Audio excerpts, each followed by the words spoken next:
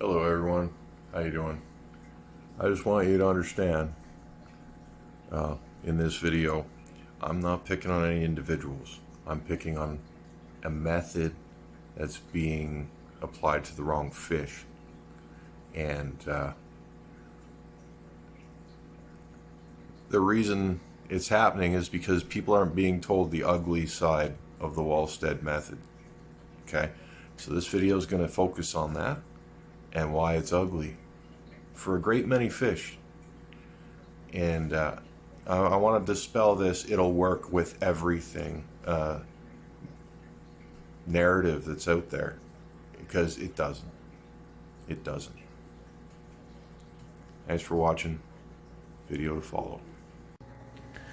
You see, with Discus, you need to get rid of moam. They don't like it. You need to do everything you can to keep bacteria loads absolutely in check.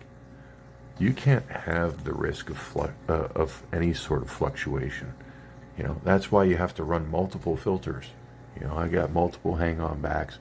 I got all different kinds of filters because you need the redundancy. If you're relying on any one thing, whether it be method of filtration, like for example, I'm just going to rely on plants to filter my tank, right? Your system will crash in a way that kills these fish.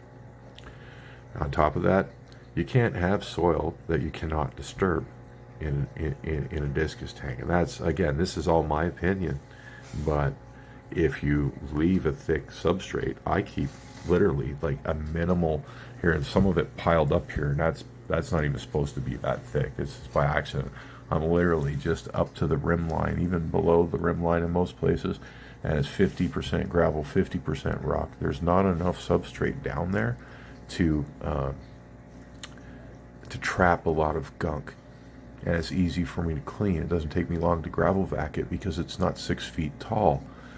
In fact, if you put this much substrate in your tank, do you realize how much water you need to suck out of your tank to clean a whole tank of substrate that deep, right? So of course no one cleans it. And when you do that, it's just going to fill up with just all the stuff that discus don't need in their lives.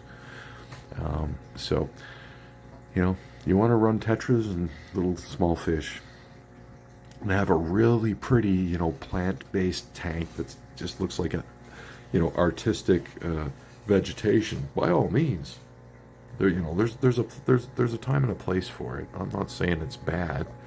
What I'm getting upset with is you got some baloney out there that's basically telling people you should be putting discus and cichlids and anything you want in one of these tanks, and they've gone too far. They've gone too far. Dial it down a little, folks. Do your research. I'm gonna ask the AI here in just a second to elaborate on this topic once more. I'm going to ask to emphasize on the problems associated with the Walstad's method, and particularly free-floating bacteria that comes along with it. And then hopefully it'll even tell us what is how it's going to harm the fish, and then look at my video from last night at that fish that's swimming sideways with the white eyes, and tell me that happens to be in a Walstad tank. I just don't want that poor man. I like the guy. I'm not here knocking the guy and calling him names or doing anything. I actually haven't even mentioned his name. I've simply showed you a picture of a fish in a tank, and I feel bad for him because he got suckered into this crap, and I know a lot of other people have too, and there's a lot of people who just don't want to admit it, or they're afraid to speak out against it, so they're just gonna pretend it's not there. But fish are getting harmed by it, and the information needs to be a little more a little more clear for everyone. And that's what I'm going to do. I'm going to make a series on this, and I'm going to make a playlist, and we'll get it all set up. Let's get the AI going here. 1 second. Sure. Diana Walstad's The Ecology of the Planted Aquarium focuses on creating a balanced, natural ecosystem using plants, soil, and minimal filtration. Free-floating beneficial bacteria can develop in the water column when organic material decomposes, nutrients surge, or conditions in the tank suddenly change. This can happen even in established Walstad tanks if the balance is disrupted, like after adding new soil or stirring up the substrate. These bacteria are generally harmless in low quantities, but can pose risks during blooms. They may deplete oxygen levels or irritate fish gills, particularly in species that require pristine water or are sensitive to oxygen fluctuations. Sensitive fish that could be affected include discus fish, neon tetras, cardinal tetras, German blue rams, Corydoras catfish, Otocinclus catfish, pencil fish, hatchet fish, dwarf gouramis, rummy-nosed tetras, angelfish, especially juveniles, killifish, bettas, wild or specialty breeds. Bottom-dwelling species like loaches and Corydoras might face additional risks if oxygen is depleted near the substrate. Fry and juvenile fish are also particularly vulnerable due to their underdeveloped immune systems and higher oxygen requirements. Preventing bacterial blooms involves maintaining consistent water parameters, limiting organic decay, and ensuring good circulation and oxygenation. Let me know if you'd like tips for managing this in a planted setup. Yes, please.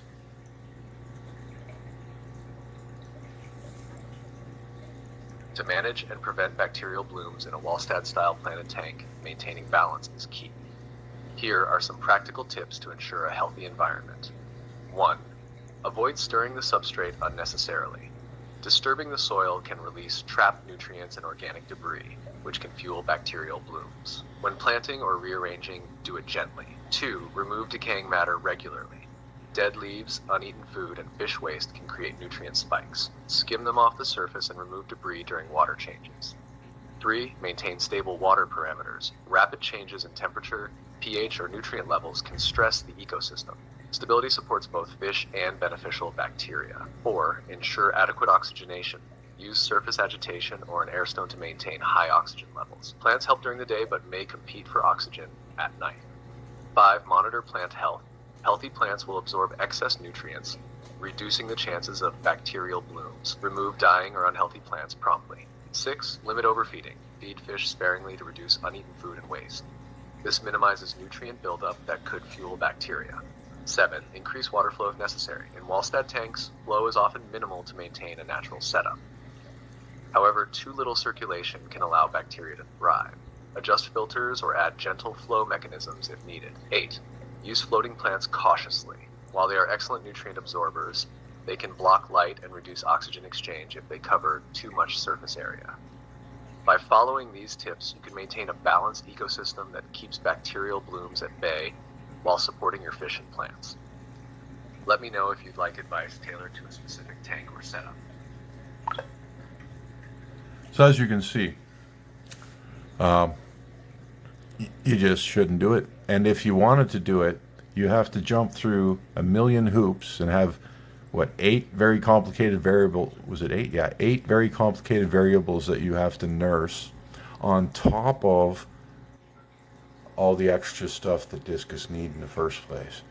So you're just creating yourself a nightmare. And it's not just Discus. There's a whole slew of fish you should not stick in those tanks. And hopefully this is just another little lesson. I'm gonna make like a playlist. I call it like Why Walstad Sucks, and I'm gonna put it there so everyone can go through this little series of videos I'm making. And when I figure I've driven the point home enough, that'll be it. There'll just be a playlist there that explains why you shouldn't do it with these fish or any other sort of ornamental, delicate fish. Because that's not being said right now out there in the community.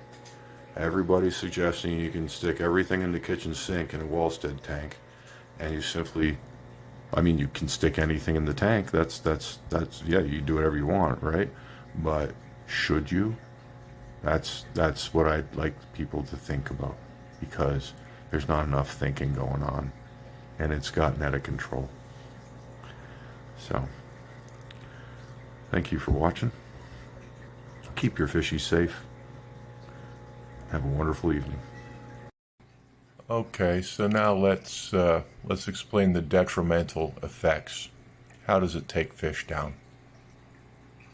While popular for its low maintenance and natural approach to aquarium keeping, can be harmful to sensitive fish like Discus, because it does provide stable water conditions.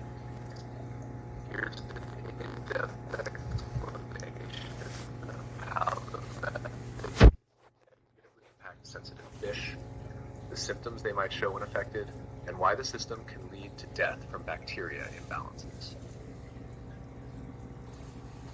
Why the Walstad method is harmful to sensitive fish. The core issue with the Walstad method is the reliance on soil-based filtration, which can lead to unstable bacteria levels in the tank. These fluctuations can cause serious problems for fish like Discus, who are particularly sensitive to changes in water parameters. Here's how it affects them. 1. Runaway bacteria growth. In a Walstad tank, the bacteria that break down organic matter in the soil can grow rapidly. This can cause a spike in bacterial colonies, leading to an imbalance in the tank. This is often referred to as a bacterial bloom, where an overgrowth of bacteria rapidly depletes oxygen levels and introduces harmful substances into the water. The spikes in bacterial activity and subsequent fluctuations in ammonia, nitrite, and nitrate levels are too much for sensitive fish like Discus to handle. 2. Oxygen depletion.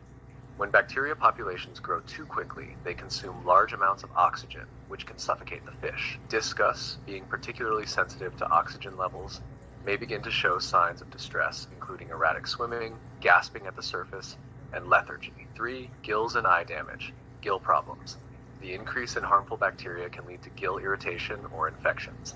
Discus have delicate gill membranes, and exposure to high bacteria levels can cause the gills to become inflamed, making it difficult for them to breathe. This can result in labored breathing or respiratory distress. Cloudy eyes.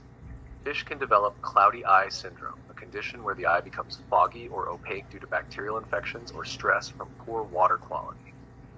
This symptom can be an early sign of bacterial overgrowth, harming the fish's vision, leading to further complications if left untreated. 4. Fluctuating water quality. The Walstad method relies on plants and soil to filter the water, but this method can be unpredictable. Rapid changes in bacterial activity lead to frequent and sometimes extreme swings in water quality. Fish like Discus are not equipped to handle these constant shifts, and prolonged exposure to poor water quality can weaken their immune system, making them more susceptible to diseases. The fluctuating bacteria levels stress the fish's body, and their weakened immune systems make it harder for them to recover from infections or environmental changes. Symptoms of fish getting sick due to bacteria imbalances. Fish suffering from the consequences of bacterial blooms and fluctuating water quality may exhibit the following symptoms. Gasping at the surface. The fish may have trouble breathing if there's a lack of oxygen in the water. Erratic swimming. Fish may swim in circles or near the surface in a disoriented manner. Lethargy. Fish may appear weak, unresponsive, or spend a lot of time resting at the bottom of the tank. Labored breathing. Breathing may become rapid or difficult, particularly in sensitive species like Discus. Cloudy eyes, a foggy or opaque appearance in the eyes indicating infection or stress. Faded colors. Fish might lose their vibrant coloration due to stress and poor water quality. Gill flaring. The fish may exhibit open gills or irregular gill movement as they try to expel toxins or cope with infection. Why and how fish die from fluctuating bacteria loads. Fluctuations in bacteria levels can lead to a cascade of negative effects for sensitive fish. The primary issues are oxygen depletion. High bacterial populations can rob the water of oxygen, suffocating the fish. Toxin buildup. The bacteria can also produce harmful byproducts, such as ammonia, which can poison the fish over time. Weakened immune systems. Constant stress from poor water conditions weakens fish immune systems, making it harder for them to fight off bacterial or fungal infections. Inability to adapt. Sensitive fish like Discus cannot adapt quickly to rapid changes in water parameters, leading to their demise. In essence, the fluctuating bacteria load in the Walstad system creates a toxic environment that overwhelms the fish's ability to cope, leading to slow poisoning and eventually death.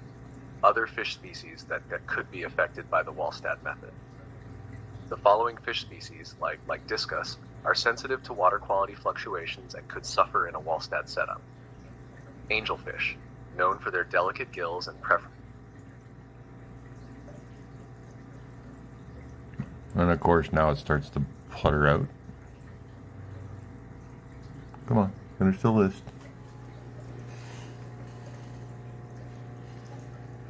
It'd be nice to know the other fish. I was kind of interested in that, but the server just kicked us off. The main message is clear.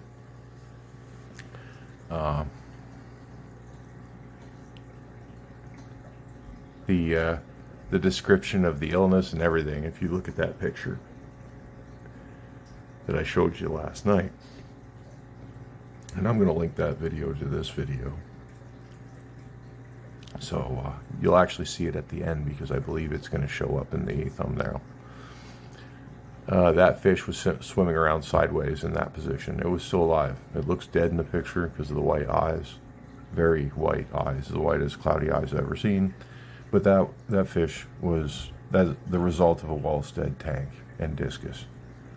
And that guy about 2 months ago was convinced, he found the solution to Discus fish, and it was easy street for him, but it's catching up now. And I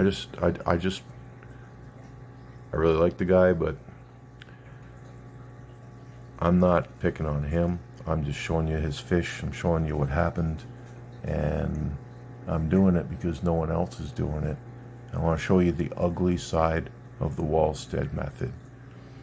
And I'm kind of disappointed the AI conked out before we got a list of fish, but it's going to be a bunch of the tetras, loaches, anything that's a bottom feeder will be on that list, and it's actually going to be quite extensive. So it's not a one-size-fits-all solution. Nothing really is in fish keeping. But the fact that there's people out there telling individuals that you could throw Discus in the tank like that, it's almost criminal. Thanks for watching, and hope you all have a wonderful night.